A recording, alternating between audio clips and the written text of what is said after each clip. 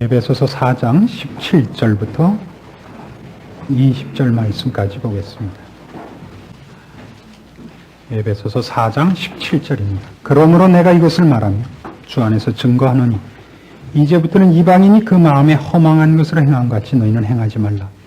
저희 총명이 어두워지고 저희 가운데 있는 무지함과 저희 마음이 굳어짐으로 말미암아 하나님의 생명에서 떠나 있도다. 저희가 감각 없는 자 되어 자신을 방탕에 방임하여 모든 더러운 것을 욕심으로 행하되 오직 너희는 그리스도를 이같이 배우지 아니하였느니라. 신자의 신자된 모습을 점검해 나가며 훈련시키는 과정에서 신자가 아닌 자들, 불신자의 그 생활과 원리와 본질들을 파헤침으로써 우리가 어떻게 다른가, 무엇이 다른가 하는 것들을 비교하고 있는 부분들입니다. 우린 지난 시간에 불신자들이 허망하며 방탕하다는 사실을 살펴보았습니다. 그러면서 우리가 분명히 거기서부터 새로 지음을 받고 새 사람이 되었음에도 불구하고 거기서 나오지 못하고 옛 습관을 가지고 있는 많은 부분들이 있는 것을 우리 스스로 확인해 보았습니다. 오늘은 하나 더 나가서 그들이 그럴 수밖에 없는 이유가 총명이 어두워졌기 때문이라는 대목에 이릅니다. 18절에 있는 말씀입니다. 총명이 어두워지고 무지함과 마음의 굳어짐으로 말미암아 하나님의 생명에서 떠나 있다라는 근본적인 이유 때문에 저들은 허망하며 방탕할 수밖에 없다는 지적을 사도 바울은 하고 있는 셈입니다. 총명이 어두워졌다. 다른 말로 해서 그들의 이해력, 지성이 어두워졌다. 그런 얘기입니다. 저희 총명이 어두워졌는데 총명이 어두워졌기 때문에 무지하며 마음도 굳어졌으며 결과적으로 하나님의 생명에서 떠나 있을 수밖에 없습니다. 이건 역으로도 성립합니다. 하나님의 생명에서 떠나 있기 때문에 저들은 무지하며 저들의 마음은 굳어져 있습니다. 마음이 굳어져 있다는 건 마음도 가리워졌다. 이것과 묘사가 비슷합니다. 성경이 불신자를 설명할 때 미련하다는 용어를 제일 많이 쓴다는 걸 아셔야 됩니다. 혹은 어리석다라는 표현을 많이 씁니다. 어리석은 부자 기억나십니까? 어리석은 부자 이야기. 그 부자가 왜 어리석죠? 가을에 추수를 많이 해서 더 이상 쌓아둘 곡간이 없어서 어떻게 하면 좋을까 생각하던 중에 그렇다 창고를 더 짓자. 그리고 그 안에 곡식을 많이 쌓아놓고 내가 남은 여생을 배불리 살리라. 하나님이 뭐라 그러셨다고요? 오늘 밤 내가 네 생명을 불러가면 그게 누구 것이 되겠느냐. 이게 어리석은 부자입니다. 거기에 비하면 여러분 누가복음에 나오는 이상한 비유를 하나 보실 겁니다. 지혜로운 청지기 이야기. 근데 그 청지기는 앞만 봐도 착해 보이진 않죠. 어떤 집에 한 청지기가 있는데 주인 재물을 지 마음대로 쓰는 거예요. 주인이 그걸 알고 너 내일로 그만둬라. 오늘 네가 여태껏 했던 걸 다 인수인계를 해라. 큰일 났단 말이에요. 그래서 어떻게 했죠? 100만 원 꼬간 사람한테 가서 50만 원이라고 해주고 1000만 원 꼬간 사람한테 공 하나 지우고 100만 원으로 써줘서 그 사람들한테 혜택을 입혔단 말이에요. 뭘 하려고? 그럼 이 사람들이 내가 여기를 그만둔 다음에 나한테 받은 혜택이 있으니까 나를 도와주지 않겠느냐. 근데 주인이 어떻게 했다고요? 그가 지혜롭게 행한 것을 보고 칭찬했다. 그래서 방법은 어떻든지 간에 목적만 이루면 된다라는 걸로 오염되기 꼭 쉬운 이해가 됐지만 그건 그 뜻이 아닙니다.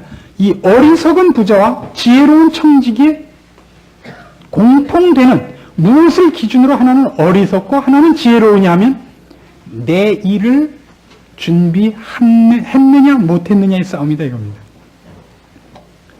내 일을 어떻게 준비해? 내 손으로 확보할 수 없는 내 일에 대하여 어떤 준비를 했느냐를 비교해서 한쪽은 어리석다 그러고 한쪽은 지혜롭다 그럽니다. 부자는 생명이 자기 손에 있지 않음에도 불구하고 영원하도록 자기 생명이 자기 손에 있을 줄 알고 준비하고 있단 말이에요. 그러니까 지금 지혜로운 청지기는 여기를 쫓겨나면 이 주인에게 월급 받아먹고 살다가 이제 쫓겨나면 주인한테 월급 못 받아먹은 그 다음 생은 누구의 손에 의탁해야 되느냐를 짐작하고 그 준비를 했단 말이죠. 이게 지혜롭다, 어리석다의 기준이 됩니다. 세상 사람들이 왜 어리석죠? 그들이 살고 있는, 자기네가 존재하고 있고 자기네가 생활하고 있는 모든 것이 자기 손, 자기가 갖고 있는 것으로 될 것이라는 생각 속에 살고 있는 사람들이거든요. 심지어는 어디서 다르죠?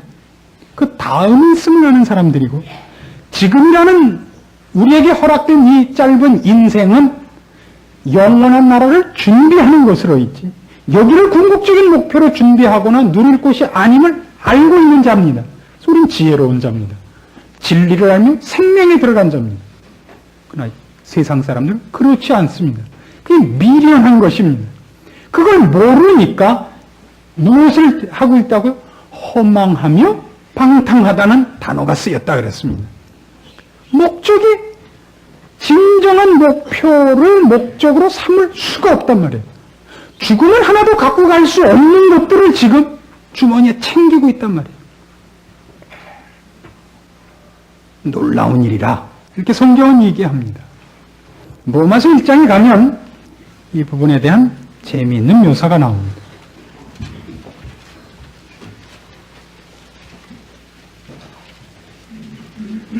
로마서 1장 21절부터 봅니다. 하나님을 알되 하나님으로 영화롭게도 아니하며 감사치도 아니하고 오히려 그 생각이 허망하여지며 미련한 마음이 어두워졌나니 스스로 지혜 있다 하나 우준하게 되어 썩어지지 아니하는 하나님의 영광을 썩어질 사람과 금수와 버러지 형상의 우상으로 바꾸었느니라. 이게 표현이 얼마나 적당한가 보세요. 그 생각이 허망하여지며, 우리 지금 에베소 4장 17절 이하에 있는 단어들이 언제나 반복적으로 나온다고요. 그 생각이 진리와 제대로 된 관역에 명중하지 못하고 있단 말이에요. 쓸데없는 목표를 가지며 미련한 마음이 게다가 어두워졌어요. 그러니까 오늘 우리 쓰고 있는 식으로 얘기하자면 무지하며, 총명이 어두워지고 무지하며 마음이 굳어졌단 말이에요. 똑같은 표현이에요. 미련한 마음이 어두워졌어요. 미련한 데다가 게다가 또 장님이에요. 제대로 보고도 미하게 보면 못하는데, 그쵸? 거기다 또 눈까지 감은 데다 미련하다 그래. 눈이나 감았으면 똑똑하기라도 할 것이지. 눈 뜨고 똑똑하면 딱 좋아요. 눈 뜨고 미련해도 곤란한데, 아니 똑똑하고 눈을 감았어도 곤란한데 미련한 데다 눈까지 감았어요. 희망은 정말 쥐뿔도 없죠.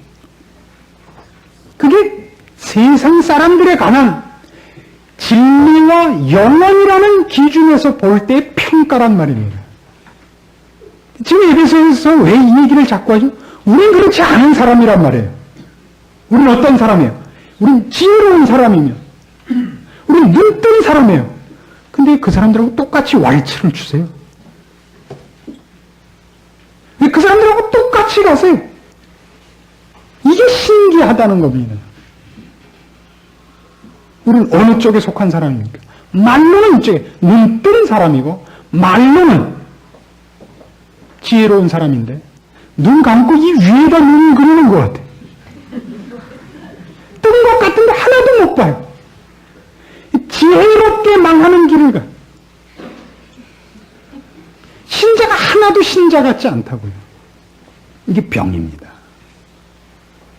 그래서 저들이 뭘 했나 보세요. 세상 사람들이 한 게 뭔가를 보세요. 그들이 자기네들이 생각하는 그 미련하고 눈이 어두운 걸 가지고, 그런데 스스로 지혜 있다고 생각해서, 썩어지지 아니하는 하나님의 영광을 썩어질 사람과 금수와 버러지 형상의 우상으로 바꿨습니다. 참 재미있는 표현입니다. 창세기 기록에 의하면 천하 만물을 지으시고 하나님이 인간을 맨 마지막에 지으셨지만 인간 보고 자연 만물을 다 다스리도록 했습니다. 인간의 마음속에 하나님을 향한 그 저 깊은 어떤 경외심이 남아 있습니다. 어떤 파편들이. 하나님은 그걸로 뭐 어떻게 발견할 만큼은 안 되지만 그 하나님을 향한 어떤 신이 있어야겠다는 저 깊은 어떤 파편이 기껏 만들어낸 게 뭐냐면 지가 다스리고 지배해야 될 것 앞에 가서 자기를 무릎 꿇리는 겁니다. 우상은 보통 보면 이상하게도 가장 천한 것들을 우상으로 만들곤 하는데 이상한 공통점이 있습니다. 섬길 만한 것을 섬기는 우상이 드뭅니다. 그렇죠?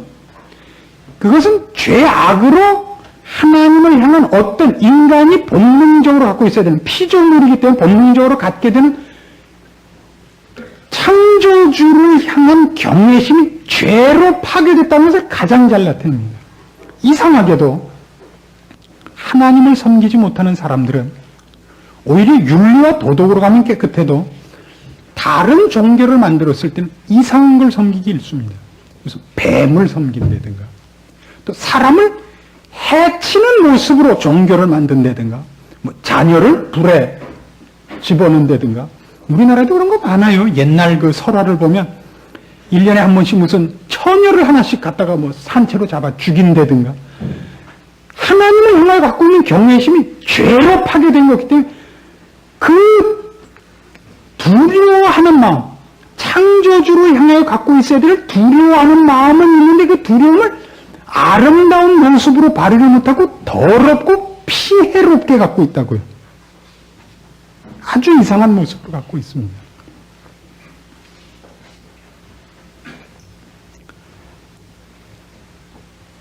오늘 본문에서 얘기한 것 중에서도 여기 있는 말과 아주 우리가 비교해서 꼭 기억해야 되는 단어들이 있습니다.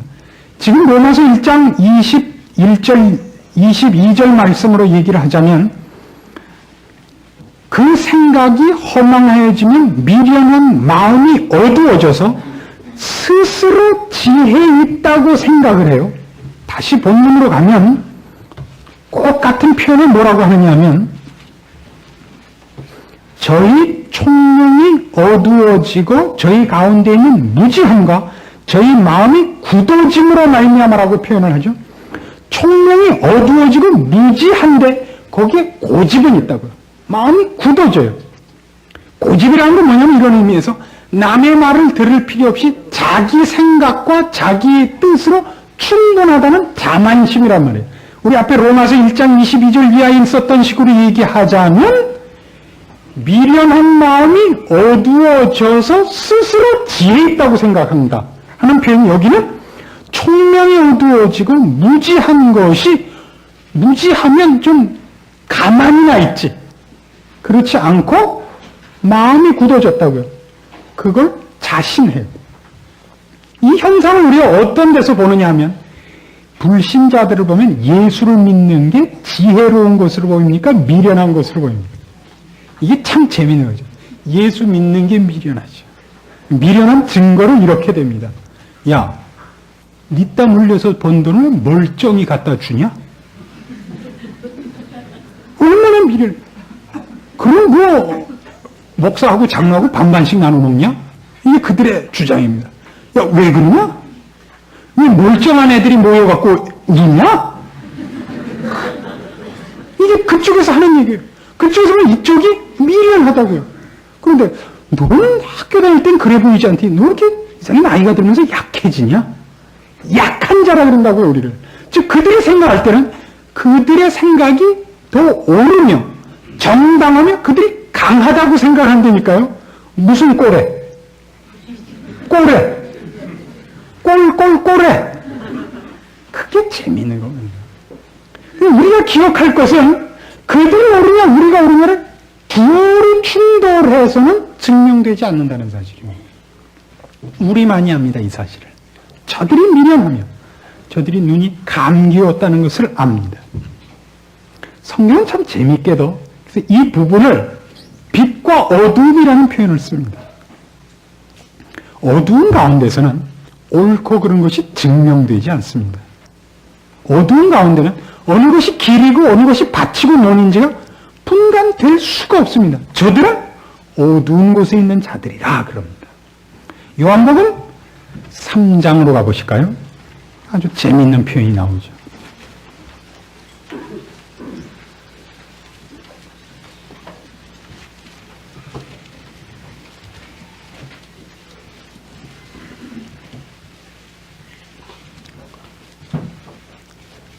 요한복음 3장 18절 말씀을 봅니다.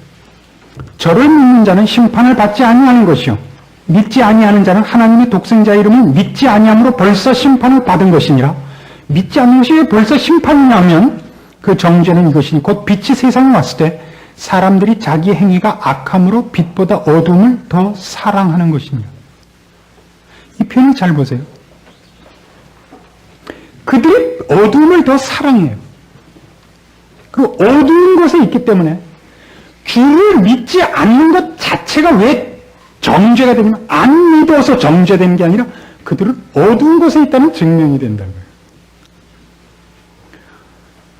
그 사람들 중에 이런 사람 있죠.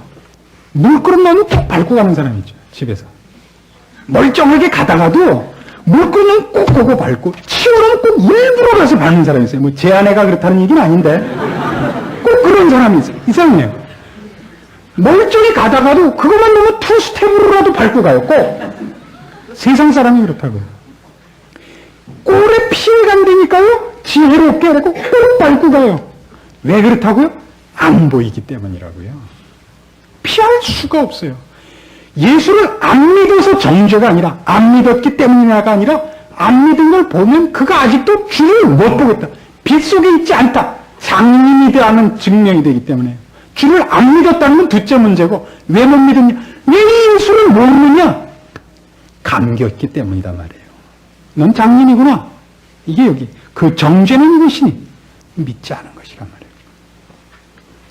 놀라운 표현입니다. 왜 이런 얘기를 우리는 해야 되느냐 하면 세상 사람들하고는 이 문제에 대해서 그래서 얘기가 되지 않습니다. 우리는 보는 사람은 저들은 보지 못하는 사람입니다. 장님과 눈을 뜬 사람이 빨간색과 파란색이 어느 것이 좋으냐는 싸움을 하면 누가 이깁니까? 누가 이길 거라고 생각합니까? 장님하고 눈 뜬 사람이 빨간색과 파란색 중에 어느 것이 좋으냐는 싸움을 벌이면 누가 이깁니까? 그건 목청 큰 사람이 이기지 진리가 이기질 않는다고요. 그렇죠? 그럼 세상 사람하고 우리가 싸우면 싸움이 진리냐 아니냐로 싸움이 판정이 납니까? 목청으로 판정이 납니까? 목청으로 날 수밖에 없는데 목청 돋우는 건 누가 특기입니까? 그건 언제나 무지하고 무경우고 자기 이익을 자기가 꼭 이기겠다고 결심한 사람이 목청은 큰 법입니다. 그래서 우리는 지게 마련입니다. 왜 이 말씀을 우리가 이렇게 짚고 넘어가야 되느냐 하면 신앙생활을 이렇게 교회에서 같이 하다 보면 신자들이 가장 많이 쓰는 단어가 뭐냐? 난 이해가 안 가. 이 말이에요. 난 그분이 왜 그런지 난 이해가 안 가. 그 얘기는 뭐냐? 내가 하나님의 은혜로 인하여 빛을 보게 돼서 이렇게 됐구나가 아니라 나는 알았다. 이거 좋은 학교 나와서 난 책 보고 알았다. 이거. 누구는 모르는데 아유 그 사람 미련에 이런 말을 할 수가 없으니까 그래도 믿는 사람인데 그런 말을 또 하나님이 싫어할지도 모르니까 돌려 난 이해가 안 가. 라고 수학질적으로 사람을 괄세하는 거예요. 사실은 알고 보면. 이해의 문제가 아니라니까 이거 은혜의 문제라고요. 교회는 왜 그 싸움이에요? 목사님 제가 뭐 누구를 뭐라 그러려고 그러는 게 아닌데 김 집사님 왜 그러시죠? 참 이해가 안 가요. 얼마나 그 안타까워하는 표정을 짓는지 참 이해가 안 가요. 이렇게 함으로써 내가 그 사람을 충분히 괄세할 수 있으나 내가 그거를 심판하지 않고 있다는 것을 넌지시 보이면서 목사님께서는 참 저 같은 신자를 만났으니 얼마나 행복하겠느냐를 간접적으로 시사하는 그런 표현이 많습니다. 참 이해가 안 가. 이건 이해의 범주가 아니라고요. 누가 혹 모자라든가 누가 내가 보기에 아직 못 이해하면 우린 기다려야 됩니다. 우린 기다려야 됩니다. 교회는 눈을 떴으나 지가 보는 게 뭔지 모르는 사람들이 대다수입니다. 애들 청남은 눈 감고 태어나지 않아요. 눈 뜨고 태어나는데 앞에 뭐가 왔다 갔다 하는데 눈동자 같이 쫓아가는데 열을 걸리고 지가 본 게 뭔지 아는데 40년도 넘어 걸려요. 그렇죠? 저게 사람이다, 저게 책상이다, 이러면 그게 다 보는 거예요. 사람이 뭔지, 사랑이 뭔지, 효도가 뭔지, 사는 게 뭔지 아는데 저니까 그것도 40년이라 그러지. 여러분을 기준으로 얘기하면 죽을 때까지도 거의 모르죠. 그래서 교회 안에는 분명히 예수 그리스도를 주로 시인하며 하나님을 아버지라 부름에도 불구하고 그가 보고 알고 손아귀 잡고 있는 게 뭔지 몰라서 말을 그렇게 하는 사람들 푸성이라고요. 여러분 그걸로 시험 받아서는 안 되고 여러분을 너무 과대평가하셔도 안 되는 겁니다. 우리 거기에서부터 이리로 넘어온 사람들이기 때문입니다. 그리고 거기에 대해서 눈을 뜨기 시작하고 본 것들을 배우고 익혀가고 있는 사람들에 불과한 것입니다. 요한복음 8장에 가면 바로 이런 빛과 어둠의 대조로서 주님께서 이 사실들을, 그러니까 우리들을 특별히 많이 묘사하고 있다는 것은 특기할 만한 것입니다. 요한복음 8장 12절입니다. 예수께서 또 일러 가라사대 나는 세상의 빛이니 나를 따르는 자는 어두움에 다니지 아니하고 생명의 빛을 얻으리라. 재밌죠? 빛이라는 말은 얼마나 대단한 겁니다. 우리는 더 이상 허망하거나 방탕하거나 무지하거나 그러지 않아야 됩니다. 혹 우리의 무지가 있으며 혹 우리의 허망함이 있으며 우리의 방탕함이 있다면 내가 알고 있는 것을 아직도 100% 활용하지 못하는 효율면에서의 부족함이 있어야 됩니다. 그렇게 하려고 했는데 그렇게 다 되지 않는 미숙함 아시겠습니까? 잠시 가다가 잠깐 한눈판 정도여야 맞습니다. 오늘날 교인들을 보면 그것이 아니라 아예 전체적으로 목표 자체를, 근본적인 것 자체를 예수 믿고 천국 가는 걸 이렇게 보자기에 쌓아서 따로 그런 거에 넣어놓고 사는 것 자체는 따로 살기로 결심한 것처럼 보인다 이겁니다. 이게 제일 큰 병입니다. 예수 믿는 사람으로서의 일관된 어떤 추적, 쌓아가는 인내, 자기가 가야 할 길을 위해서 애쓰는 여기저기를 찾아보는 추구, 지혜의 동원, 능력 있는 어떤 집중 이런 것들이 없습니다. 따로 살고 있죠. 신앙과 생활이 완전하게 분리된 모습을 발견하게 됩니다. 왜 그렇게 됐죠? 우리가 누구인가를 잊고 있기 때문인 것입니다. 세상 사람들을 보면 기독교 신자와 매우 흡사해 보이는 이런 사람들을 봅니다. 선하며 의로우며 양심적인 사람들이 있습니다. 의미를 찾으며 보람을 찾는 의를 추구하는 사람들이 있습니다. 철학자들이 그렇고 어떤 사상가들이 그렇고 어떤 윤리도덕군자들이 있습니다. 기억하셔야 할 것은 그들은 그들이 추구하는 것을 어두운 데서 애쓰고 있을 뿐이지 그래서 찾을 수 있다는 건 아닙니다. 그래서 오늘날의 모든 가치는 어디로 가 있냐면 그 어떤 결론을 발견했다는 것이 아니라 그건 이미 포기한 지 오래입니다. 인류가 그가 선과 의를 추적하고 있다는 것만 점수를 주기 시작을 했습니다. 옛날에도 공부하는데 이렇게 미련하게 하는 학생들이 꼭 있곤 했습니다. 산수책을 외우는 사람이 꼭 있었습니다. 숫자만 딱 바꾸면 틀리는 거예요. 대학 다닐 때 꼭 그런 사람이 있죠. 평소에 공부 안 해놨겠더니 시험 때가 되면 나올 만한 거 세 문제만 외워갖고 확실하게 외워갖고 가서 혹은 외우기도 귀찮은 문제 써갖고 가서 어떤 문제가 나오든지 지우고 자기가 그 문제를 쓰고 답을 쓰는 사람이 있습니다. 세상 사람은 결국 거기에서 절대 헤어나지 못합니다. 그들은 자기 논리와 자기가 만든 가치 체계에서의 정답을 꺼내놓고 있지. 그리고 성실하다든가 노력했다는 평가를 받을 수 있을지는 몰라도 그들이 생명에 오거나 빛으로 왔다는 예가 없습니다. 아니 그게 가능했다면 십자가는 필요 없었을 겁니다. 고린도전서 2장에 의하면 이 묘사를 이렇게 하고 있습니다. 고린도전서 1장 20절입니다. 지혜 있는 자가 어디 있느냐? 선비가 어디 있느냐? 이 세대의 변사가 어디 있느냐? 하나님께서 이 세상의 지혜를 미련케 하신 것이 아니냐? 하나님의 지혜에 있어서는 이 세상이 자기 지혜로 하나님을 알지 못하는 거로 하나님께서 전도에 미련한 것으로 믿는 자들을 구원하시기를 기뻐하셨도다. 2장 8절로 갑니다. 이번에. 이 지혜는 이 세대의 관원이 하나도 알지 못하였나니 만일 알았다면 영광의 주를 십자가에 못 박지 아니하였으리라. 얼마나 재밌습니까?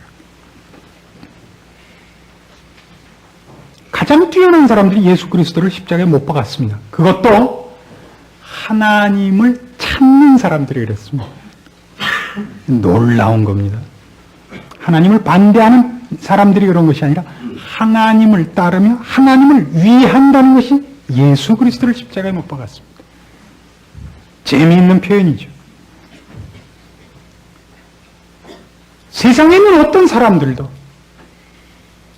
이 지혜와 이 비밀을 스스로 찾아낼 수 있는 사람은 없습니다. 세상 사람들은 자기네들 이해력, 자기네들의 지성이 고장나 있고 자기들이 어둠 속에 있음을 모릅니다. 자기를 기준으로 해서 평가합니다. 그럼 이걸 우리 지금 신자들에게다가 딱 대조시켜 보입시다. 세상 사람들이 볼 때 우리는 다 미련한 사람들입니다. 14절에 의하면 고린도전서 2장 14절입니다. 육에 속한 사람은 하나님의 성령의 일을 받지 아니하나니 저희에게는 미련하게 보이며 또 깨닫지도 못하나니 이런 일은 영적으로라야 분변함이니라. 그럼 잘 따져봅시다. 오늘 신자들이 말씀대로 삽니까 못 삽니까? 못 삽니다. 왜 그렇죠? 미련해 보여서 아닙니까? 단 하나입니다. 누구나 그렇습니다. 목사님이 그러는 건 흘려버리라고 누가 그랬다 그래요. 오늘 저녁에 저 좀 만나요. 뭐 귀를 흘려버려요? 아니에요. 그렇게 살면 안 된다 이거예요. 그렇게 살면 사흘을 못 산다 이거예요. 미련해 보인다니까요. 하나님의 일이 누가 볼 때, 안 믿는 사람이 볼 때, 우리가 볼 때는 옳아야죠. 우리한테도 미련하게 보이는데 우리는 뭐예요 그럼? 우리는 뭐죠? 그걸 모르겠어요. 오늘날 같이 신자가 많아진 적이 어디 있습니까? 슈퍼마켓보다 교회가 더 많대요. 서울에. 다방보다도 많을 거예요 아마. 아시안 게임에 온 다른 나라 사람들 아마 그거 보고 제일 많이 놀랬으리라고 저는 생각해요. 저게 다 뭐냐 하고 저게 다 병원이냐 적십자사냐 얼마나 놀랬겠어요. 오늘날만큼 기독교가 힘을 잃고 있을 때를 저는 본 적이 없습니다. 일정시대도 이러지 않았어요. 그때도 우리 늘 열심히 기도하며 신앙생활에서 이러지 않았어요. 6.25 때도 안 이랬어요. 지금은 훨씬 많아졌는데 지금 훨씬 약해졌습니다. 어디서 약해졌냐? 밖으로부터의 위협 때문이 아니라 우리 스스로 약해졌어요. 어쩌면 기독교 신앙이라는 것은 배부른 거하고 거리가 뭔지도 모르겠습니다. 아까도 기도할 때 우리 말씀드린 것 같이 배고파서 한 기도가 그럼 정당했었느냐 하면 그렇지는 않은 것 같습니다. 왜냐하면 배부르자 기도가 끊어진 그 기도라면 배고파서 한 것이 정당한 기도는 아닙니다. 기도만 하면 다는 아닙니다. 여기서 우리가 물어봐야 됩니다. 우리의 기독교 유산이 어쩌면 우리 선조들이 우리한테 물려준 이 기독교 유산이 훌륭한 것이지만 이 부분을 아직 좀 더 정리해야겠다 하고 갖고 있어야 되는 것이 핍박이 있고 배고프고 아팠을 때 했던 기도가 지금 안 되는 것이니까 우리는 기도를 조금 더 깊이 하기 위하여 어떤 새로운 각오와 열심과 정당한 기도의 본을 쫓는 일들을 추구해야겠다로 왔어야 맞습니다. 안 하고만 말고 있습니다. 이건 분명히 잘못입니다. 우리 모두가 불신자와는 분명히 구별되는 사람입니다. 본문으로 돌아가 보시겠습니까? 이 얼마나 놀라운 비유인가 하는 것을 여러분 꼭 보셔야 됩니다. 그러므로 내가 이것을 말하며 주 안에서 증거하노니 이제부터는 이방인이 그 마음에 허망한 것으로 행한 같이 너희는 행하지 말라. 저희 총명이 어두워지고 저희 가운데 있는 무지함과 저희 마음이 굳어짐으로 말미암아 하나님의 생명에서 떠나 있도다. 저희가 감각 없는 자 되어 자신을 방탕히 방임하여 모든 더러운 것을 욕심으로 행하되. 얼마나 이건 우리와 다른 사람들입니까? 오직 너희는 그리스도를 이같이 배우지 아니하였느니라. 진리가 예수 안에 있는 것 같이 너희가 과연 그에게서 듣고 또한 그 안에서 가르침을 받았을진데 너희는 유혹의 욕심을 따라 썩어져가는 구습을 쫓는 옛사람을 벗어버리고 오직 심령으로 새롭게 되어 하나님을 따라 의와 진리의 거룩함으로 지으심을 입은 새 사람을 입으라. 안 입고 있죠. 교회 올 때만 입고 오려고. 혹시 더러워질까 봐 꼽을 쳐놓고 계시죠. 여기가 바로 우리가 틀리고 있는 자리라고 생각하는 겁니다. 우린 분명히 하나님의 약속과 하나님의 축복된 자리에 인도함을 받은 새 사람임에도 불구하고 우린 하나님의 약속과 하나님의 일이 미련하다고 세상 사람들과 함께 합세한 자리에 있기 일수라는 사실에 대하여 여러분 놀라셔야 됩니다. 우리의 신앙생활이 이렇게 예배 시간에 나오고 헌금 내고 기도할 수 있는 것이 전부가 아닙니다. 그건 분명히 축복된 일이며 그 경지에 이르신 것만으로도 분명히 시작하신, 출발하신, 장하신 일입니다. 그것이 목적 없고 향방 없으며 정당한 훈련으로 이어지지 않으면 그것만큼 헛된 것도 없습니다. 여러분 스스로를 여러분이 점검하십시오. 신자답기로 결심하셔서 이 안에 있는 이 놀라운 기적들을, 그 약속의 풍성한 것들을 여러분이 누리셔야 됩니다. 우리 에베소서에서 얼마나 여러 가지로 그 약속에 대해서 들었습니까? 하나님의 모든 충만하신 것으로 너희에게 충만하게 하시기를 구하노라. 또 있었죠? 그리스도의 장성한 분량이 충만한 데까지 이르리라. 여기에 가야 됩니다. 거기에 간 사람이 있어야 돼요. 거기에 가야 돼요. 그 길을 걷는 기쁨이 있어야 되고, 그 길을 걷는 그 어떤 아우성이 있어야 됩니다. 거기에 도달했기 때문에 넘쳐나는 그 폭발하는 어떤 감정들이 있어야 됩니다. 그것들이 이어져야죠. 그건 없고 예수 믿었더니 애 좋은 학교 가더라 밖에 없으면 그건 참 얄궂은 것입니다. 그래서 애 그냥 대학 들어간다면 또 기도할 게 없어요. 그 다음에 고3 될 때까지 기도할 게 없어요. 이제 또 고3 되고 또 기도하고. 또 이제 애들 다 대학 가면 기도할 게 없죠. 이제 군대 갈 때 또 기도 한 번 하죠. 그건 아니에요. 분명히 기도의 제목으로서, 기도의 본질로서, 가장 중요한 제목으로서 등장해야 할 것은 아니었던 것입니다. 여러분의 신앙을 점검하시고 여기 있는 비교와 자신의 신앙을 점검해서 비교하시면 오늘 저녁부터 여러분 기도할 것이 생길 거라고 생각합니다. 기도하십시오. 바뀌십시오. 기도합시다. 하나님 아버지 은혜를 감사합니다. 우리를 참으로 놀라운 자리로 부르셨으며 복 주셨으며 영광과 존귀로 관씌우셨는데 우리가 외면하고 있음을 고백합니다. 우리의 미련한 것과 하나님의 자녀 되었음에도 그 자녀된 가치를 모르고 살고 외면하고 살고 회피하고 잠자고 있는 것을 불쌍히 여겨 주시옵소서.